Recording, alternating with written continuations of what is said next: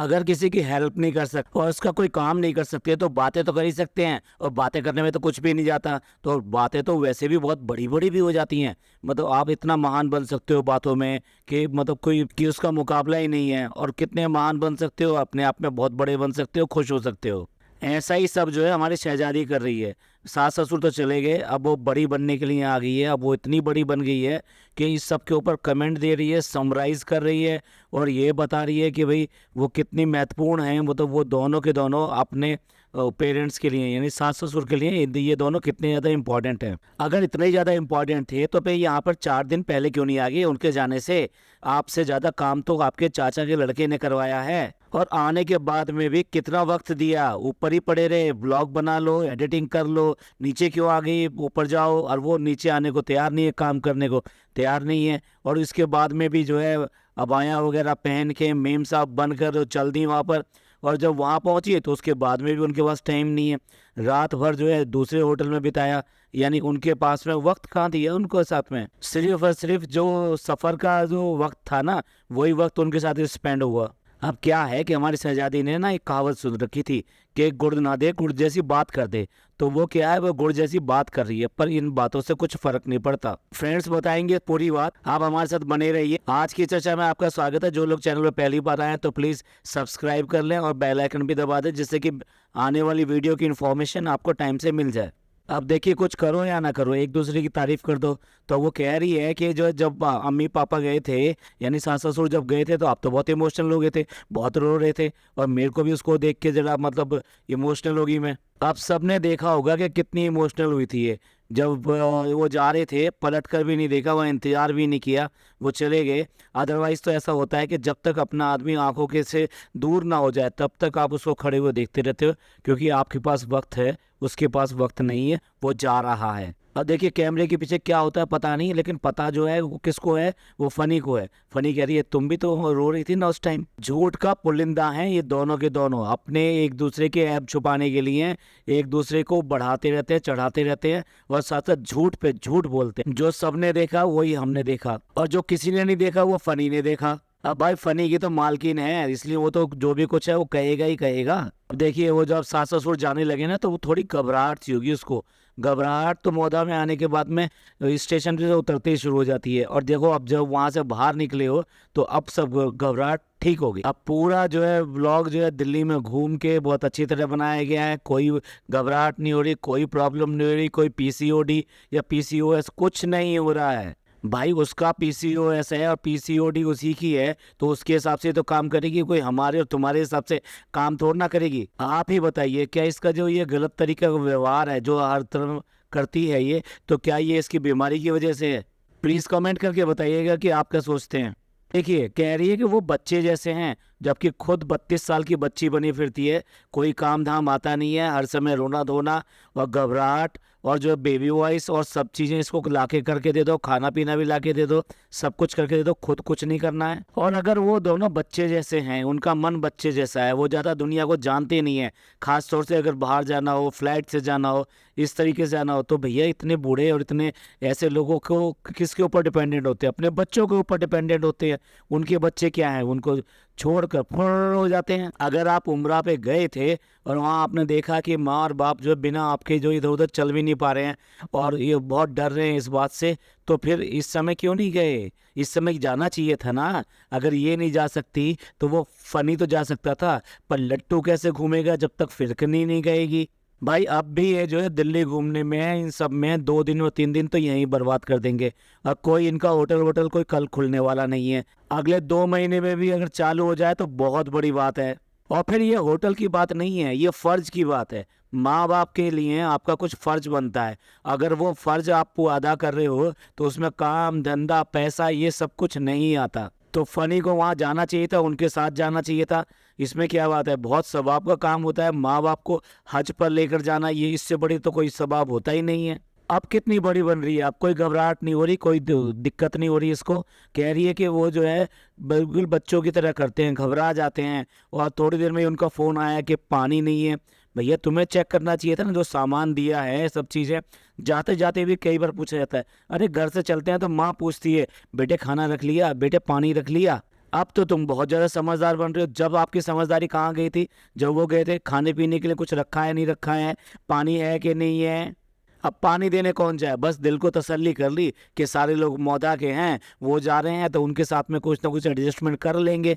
जिनके बच्चे नहीं होते ना, वो भी बुढ़ापे में कुछ ना कुछ तो कर ही लेते हैं, लेकिन जिनके बच्चे होते हैं वो कुछ तो उम्मीद लगाते हैं अपने बच्चों से, और इसी की उम्मीद करते हैं कि वो उनको हर तरह से जो है प्रोटेक्ट करेंगे बुढ़ापे में, जब उनको प्रॉब्लम होगी चलने में, जब उनको पता नहीं होगा दीन दुनिया का, जब दुनिया दुनिया इतनी मॉडर्न हो जाएगी कि उसकी उनको नॉलेज नहीं होगी, उस समय उनकी पढ़ाई इसके लिए कम पड़ जाएगी। नॉर्मली जितने जाते हैं वो बुजुर्ग ही होते हैं, तो बताइए वो तो ऑलरेडी डिपेंडेंट है, और उसके ऊपर ये कह रही है कि वो उनके साथ में एडजस्टमेंट कर लेंगे। कितना ही अच्छा ख्याल है, क्या बात है। अब तुम क्यों नहीं कर लेती हो? तुम तो हर समय ये हो कि मेरे को ये चाहिए चाहिए चाहिए, और इसका पीछा ही नहीं छोड़ती हो तुम। यहाँ तक कि उसको अपने दोस्त के पास नहीं जाने देना, अपने माँ बाप के पास नहीं जाने देना, अपनी बहन के पास नहीं जाने देना। चलो कुछ और बड़ी बड़ी बातें भी सुन लेते हैं। और बड़ी बड़ी बातें क्या हैं कि वो जो जा रहे हैं तो उनका कितना खैर मकदम कर रहे हैं, लोग उनके हाथों को चूम रहे हैं, उनके गले में माला डाल रहे हैं।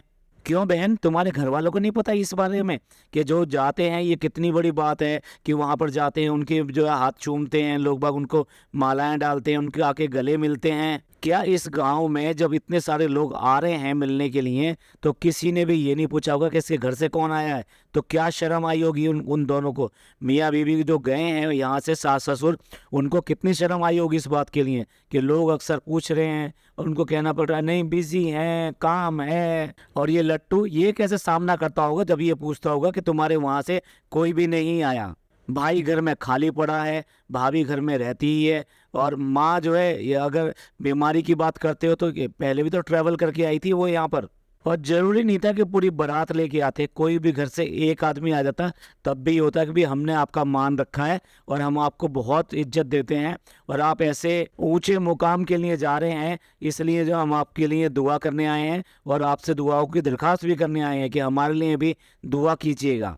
इसका कमेंट बॉक्स भी इन्हीं बातों से भरा पड़ा जो हमने बातें अभी आपको बताई हैं। और ये तो देखो क्या चश्मा पहन रखा है, फेस पे वैल्यू नहीं बढ़ रही बिल्कुल भी। ऐसा लग रहा है जैसे कार्टून को चश्मा पहना दिया जाता है ना, जब कार्टून बनाए जाते हैं तो उनको चश्मा डाल दिया जाता है, ऐसा ही चश्मा जो पहनकर ये घूम रही है यहाँ पर। अब ना कोई इसका प्रोग्राम होता है ना कोई ढंग होता है, बस कहीं भी मोड़ उठा के चल देते हैं। अब ये बताइए वहाँ से लखनऊ से सीधे कहाँ जा रहे हैं? दिल्ली जा रहे हैं, और दिल्ली बाई कार जा रहे हैं, और नाम क्या है? दिल्ली से मसाले लेने हैं। भैया ऐसे कौन से मसाले हैं जो कि आपको जो ना वहाँ मुंबई में नहीं मिल सकते? क्या सारे मसाले आप जो है ना यहीं से मंगाओगे, दिल्ली से मंगाओगे?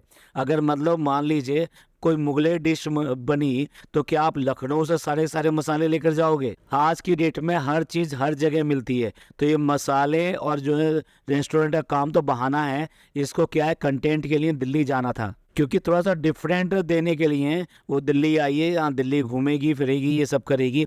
और सारे सारे प्रोग्राम जो है ना इसके अनमैनेज प्रोग्राम होते हैं। जैसे आते समय किया था ना, यहाँ पे भी पूरा टिकटॉकर ड्रामा कर रही है कि जो है टिकट नहीं मिली है, हमारी टिकट नहीं हुई है, अभी भी नहीं हुई है, सुबह हो जाएगी, सुबह देखेंगे।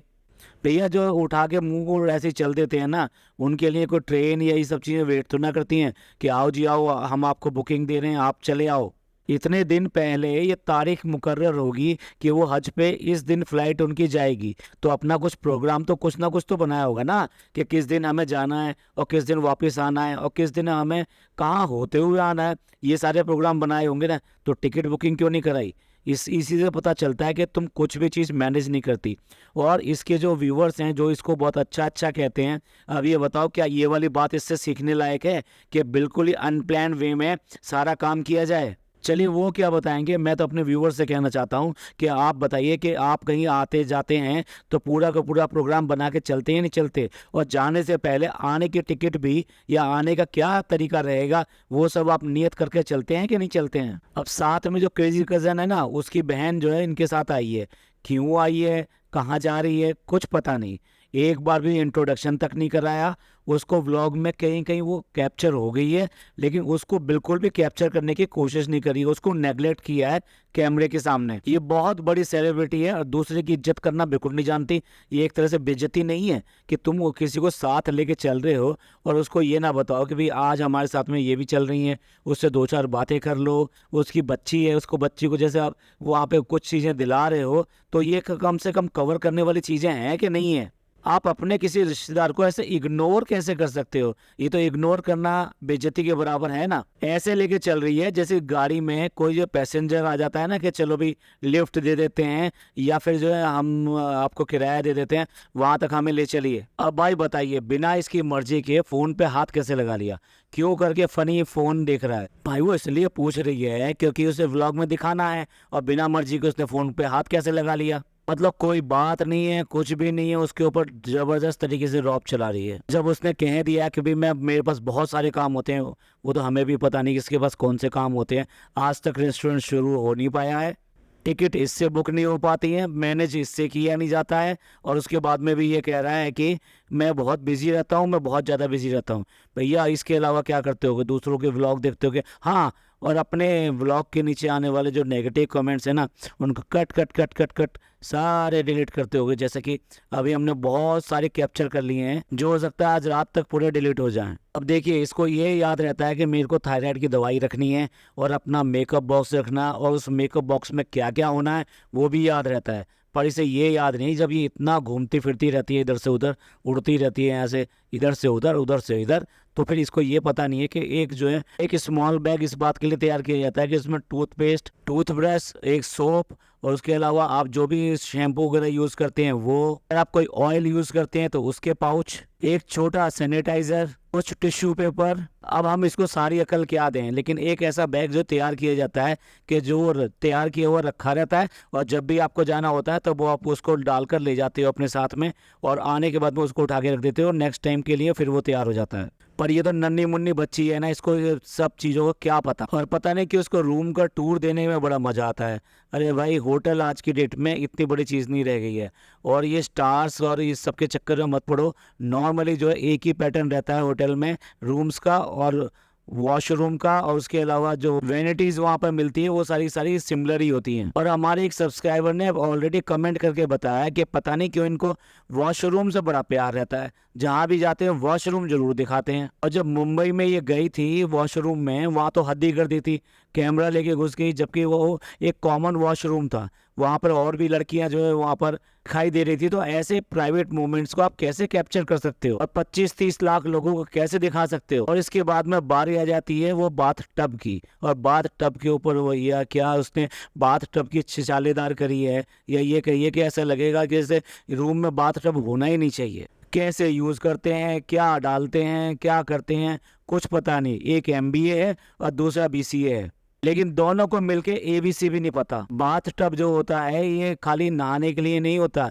ये होता है रिलैक्स करने के लिए। और कितना छिछोरापना करते हैं उस बाथ टब में। फनी जो लेट के दिखा रहा है कि भाई देखो साइज ठीक नहीं है, कैसे करेगा, क्या करेगा, हद है यार। देखिए बाथ टब के अंदर मैं एक स्क्रीनशॉट डाल रहा हूँ, आप देखिए। इस फोटो को देख के तो मुझे बहुत ही हंसी आ रही थी। और कुछ आप भी अपनी नॉलेज बढ़ा लीजिए। झाग जो ना बाल्टियों से भर भर के लाया जाता है और झाग ला के डालते हैं। भैया झाग कहाँ से ला के डालते हैं? अब तो तुमने गूगल करना भी सीख लिया, जरा देख लो गूगल करके कि झाग लाके यहाँ पे कहाँ से डालते हैं। चलिए वॉशरूम का टूर हो गया, तो अब जो है लिपस्टिक का टूर कर लीजिए। कहीं पर भी जाएंगे, कहीं पर भी जाएंगे, लेकिन प्रमोशन जो है छूटेगा नहीं। यानी कमाई का पहले होना चाहिए, उसके बाद में व्लॉग और बाकी चीज़ें चलनी चाहिए, क्योंकि पहले कमाई होगी तभी तो कुछ आगे चलेगा। या कोई तो मोमेंट या कोई तो ऐसे पल छोड़ दो जो तुम्हारे अपने लिए हो, जिसमें तुम लोग एंजॉय कर सको और दूसरों को भी अच्छा दिखा सको कंटेंट। चलिए पॉडकास्ट बहुत ज़्यादा लंबा हो रहा है, अब व्लॉग जो है बहुत सारी बातें हैं अभी करने के लिए, क्योंकि इस बार तो इन्होंने कई सारी नई चीज़ यूज़ करी हैं, उनके ऊपर बात करना बहुत ज़रूरी है। तो ये पॉडकास्ट आपको कैसा लगा प्लीज़ कमेंट करके बताएं। अच्छा लगा हो तो प्लीज़ लाइक कीजिए, सब्सक्राइब कीजिए और शेयर कीजिए। थैंक यू, धन्यवाद, शुक्रिया।